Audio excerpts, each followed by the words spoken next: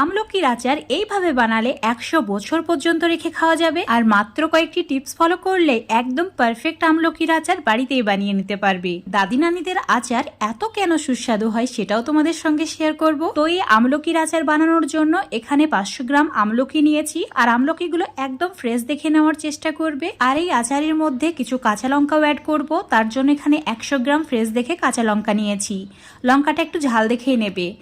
এবার চুলোর উপর একটা কড়াইয়ে জল গরম করতে রেখেছিলাম, জলটা হালকা গরম হয়ে গেছে। সেই সময় আমলকিগুলো অ্যাড করে দিতে হবে। 10 থেকে 15 মিনিট হাই ফ্লেমে ভালো করে সেদ্ধ করে নিতে হবে। ততক্ষণে লঙ্কাগুলোকে 2 টুকরো করে কেটে নিচ্ছি।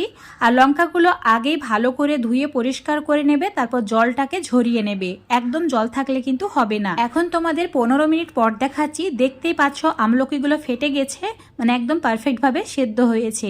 এখন একটা স্ট্রেনারের সাহায্যে জলটাকে ঝরিয়ে নিতে হবে। আর এইভাবে